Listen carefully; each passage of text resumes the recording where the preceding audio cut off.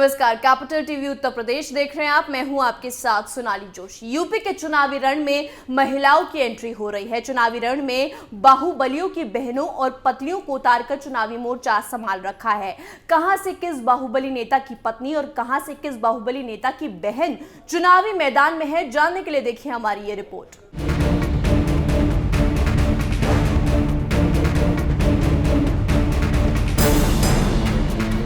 अजब यूपी की गजब कहानी, जेल में पति, चुनावी रण में पत्नी रानी। जी हां, यूपी के महारण का शंखनाद हो चुका है। लोकतंत्र के इस महापर्व में इस बार कुछ ऐसी महिला प्रत्याशी भी हैं जिनके भाई या पति जेल की सलाखों के पीछे हैं और वो उनकी राजनीतिक विरासत को आगे ले जाने या चुनावी प्रचार के लिए चुनावी जंग में उतरी हैं। इसी कड़ी में आरती तिवारी अयोध्या की गोसाईगंज से बीजेपी के प्रत्याशी हैं। वो लोगों से लगातार वोट मांग रही हैं। साल 2017 में गोसाईगंज से बीजेपी के टिकट पर इंद्रदेव तिवारी उर्फ खब्बू तिवारी विधायक बने थे। पिछले साल उन्हें मार्कशीट में गड़बड़ी के मामले में दोषी पाया गया और कोर्ट ने उन्हें 5 साल कैद की सजा सुना दी।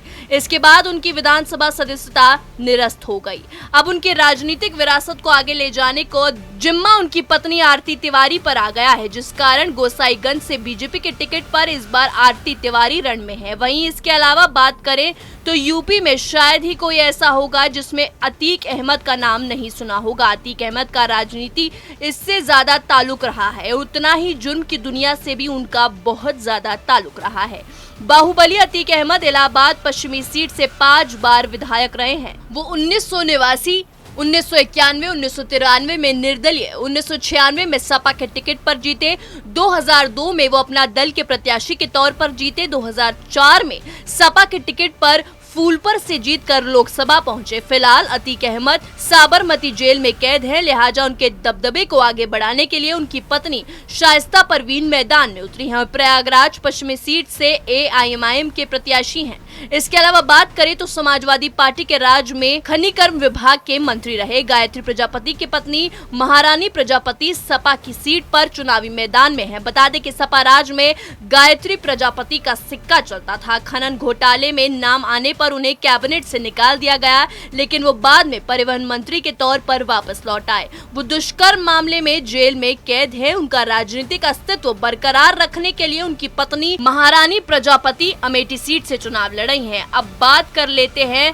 नाहिद हसन की। दरअसल कैराना विधानसभा सीट से सपा ने इनका अपना उम्मीदवार बनाया था, लेकिन नाहिद गैंगस्टर एक्ट में जेल में कैद है। बावजूद इसके सपा ने उनको टिकट दिया है, जिसके बाद बीजेपी ने सपा पर जमकर हमला बोला। इसी बीच नाहिद का पर्चा खारिज होने की आशंका को लेकर उनकी बहन इकरा हसन ने निर्दलीय पर्चा भरा और बाद में नाहिद को पर्चा वैध पाए जाने पर उन्हें नाम वापस ले लिया।